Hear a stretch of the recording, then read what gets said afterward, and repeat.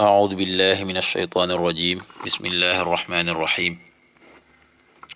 والصلاة والسلام على رسول الله سيدنا ومولانا محمد وآله وصحبه ومن والاه السلام عليكم ورحمة الله وبركاته bokki noo ngi leen di nuyu di leen ziyaara di leen balu xaq te di leen balu xaq di leen ñaanal jàmm waaye itam di sàkku ci yéen ngeen ñaanal nu ko di ñaanit borom bi tabaraka wa taala mu defal nu tawfiq boole nit defal ndimbal mbokki nu dikkaat ak yéen ci xadiisu bis bi mu di xadiisul yawmi niki ni ko baaxoo di ànd ak yéen bis bu jot seen mbokk Cheikh Mbaye Seck di ko ànd ak yéen an Ali ibn Abi Talib radiyallahu anhu qaal kaana annabiyu sallallahu alayhi wa sallama yusalli qabla al-asri 4 rakaat yafsilu baynahunna bittaslimi ala almalaikati almuqarrabin wa man tabi'ahum min almuslimina walmuminin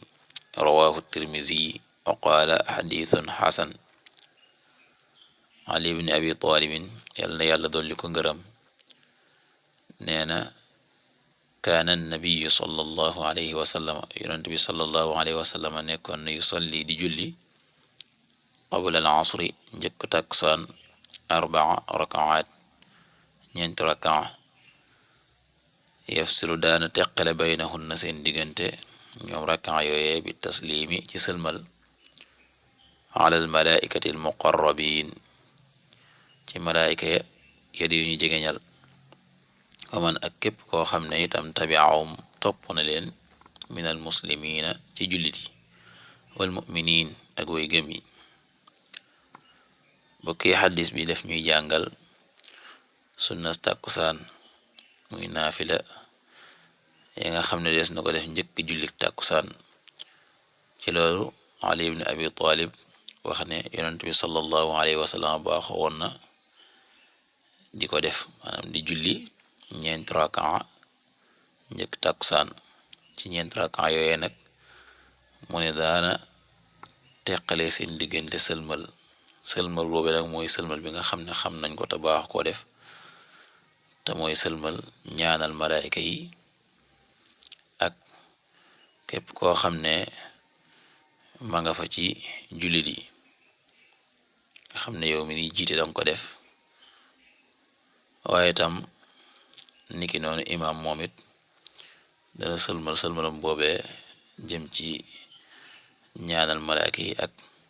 képp koo xam ne itam teew na foofee ci julli gi bokk ci jullit yi ñeenti rakaa yooyu nag la Ali ibn Abi Talib wax ne yonent bi sallallahu alayhi wa sallam baaxoo woon na di ko def njëkk tàkkusaan kon mbokk yi njëkk tàkkusaan dees na ci julli ñeenti rakaa muy naafila di sunnas tàkkusaan loola itam di loo xam ne dañ koo sopp mu doon loo xam ne itam da ngay julli ñaar sëlmal julliwaat ñaar sëlmal loole mooy teqale ga nga xam ne dana am seen diggante yàlla na yàlla defal tawfiq yàlla na yàlla defal ndimbal